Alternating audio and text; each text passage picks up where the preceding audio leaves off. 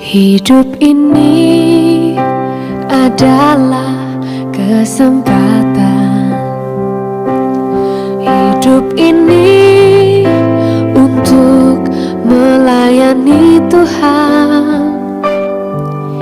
Jangan sia-sia. Shalom pemirsa, sebelum mendengarkan firman Tuhan hari ini, kita sama-sama berdoa. Bapa yang baik yang bertahta dalam kerajaan surga, kami mengucap syukur Tuhan buat berkat yang boleh kami rasakan hingga saat ini. Tuhan, pada kesempatan ini kami akan mendengarkan audio Kitab Samuel. Kiranya firman-Mu ini boleh menjadi berkat bagi kami dan nama Tuhan yang dimuliakan. Kiranya Tuhan memberkati kami dalam kehidupan kami. Mohon ampun dosa pelanggaran kami, karena kami berdoa dalam nama Yesus yang menebus kami dalam dosa. Setelah 7 bulan lamanya, tabut Tuhan itu ada di daerah orang Filistin.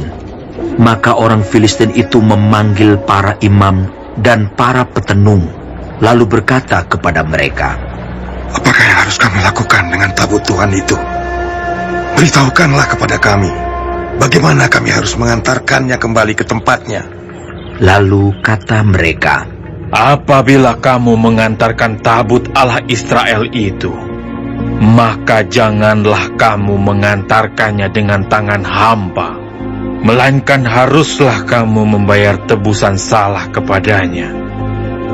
Maka kamu akan menjadi sembuh, dan kamu akan mengetahui mengapa tangannya tidak undur daripadamu." Sesudah itu bertanyalah mereka, "Apakah tebusan salah yang harus kami bayar kepadanya?"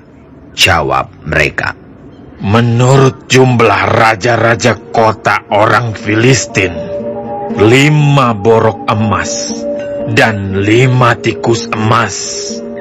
Sebab itulah yang sama menimpa kamu sekalian dan raja-raja kotamu.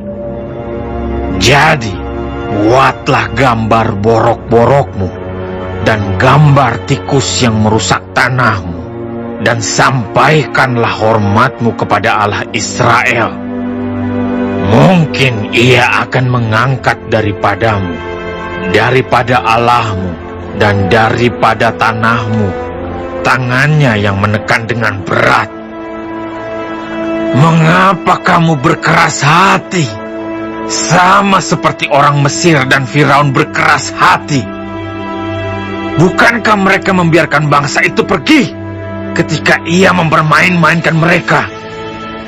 Oleh sebab itu, ambillah dan siapkanlah sebuah kereta baru dengan 2 ekor lembu yang menyusui, yang belum pernah kena kuk.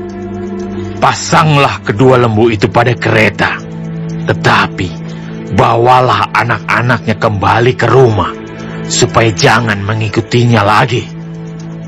Kemudian, ambillah tabut Tuhan, muatkanlah itu ke atas kereta, dan letakkanlah benda-benda emas yang harus kamu bayar kepadanya sebagai tebusan salah ke dalam suatu peti di sisinya. Dan biarkanlah tabut itu pergi. Perhatikanlah, apabila tabut itu mengambil jalan ke daerahnya, ke Bet-Semes, dan jika tidak, maka kita mengetahui bahwa bukanlah tangannya yang telah menimpa kita. Kebetulan saja hal itu terjadi kepada kita." Demikianlah diperbuat orang-orang itu. Mereka mengambil 2 ekor lembu yang menyusui, dipasangnya pada kereta, tetapi anak-anaknya ditahan di rumah. Mereka meletakkan tabut Tuhan ke atas kereta, juga peti berisi tikus-tikus emas, dan gambar benjol-benjol mereka. Lembu-lembu itu langsung mengikuti jalan yang ke Bet-Semes, melalui satu jalan raya. sambil menguak dengan tidak menyimpang ke kanan atau ke kiri, sedang raja-raja kota orang Filistin itu berjalan di belakangnya sampai ke daerah Bet Semes. Orang-orang Bet Semes sedang menuai gandum di lembah. Ketika mereka mengangkat muka, maka tampaklah kepada mereka tabut itu. Lalu bersukacitalah mereka melihatnya. Kereta itu sampai ke ladang Yosua, orang Bet Semes itu, dan berhenti di sana. Di sana ada batu besar. Mereka membelah kayu kereta itu, dan mereka mempersembahkan lembu-lembu sebagai korban bakaran kepada Tuhan. Orang-orang suku Lewi menurunkan tabut Tuhan dengan peti yang ada di sebelahnya, yang di dalamnya ada benda-benda emas itu, lalu menaruhnya di atas batu besar itu. Dan pada hari itu orang-orang Bet Semes mempersembahkan korban bakaran dan korban sembelihan kepada Tuhan. Ketika kelima raja kota orang Filistin melihat hal itu, pulanglah mereka ke Ekron pada hari itu juga. Inilah benjol-benjol emas yang dibayar orang Filistin kepada Tuhan sebagai tebusan salah. Dari Asdod 1, dari Gaza 1, dari Askelon 1, dari Gad 1, dari Ekron 1. Lagi tikus-tikus emas menurut jumlah segala kota orang Filistin kepunyaan kelima raja kota itu, baik kota-kota yang berkubu maupun dusun-dusun sekitarnya, dan batu besar yang di atasnya diletakkan mereka tabut Tuhan di ladang Yosua, orang Bet Semes itu, adalah saksi sampai hari ini. Karena mereka melihat ke dalam tabut Tuhan, ia membunuh 70 orang dari rakyat itu. Rakyat itu berkabung karena Tuhan telah menghajar mereka dengan dahsyatnya. Dan orang-orang Bet Semes berkata, "Siapakah yang tahan berdiri di hadapan Tuhan, Allah yang kudus ini?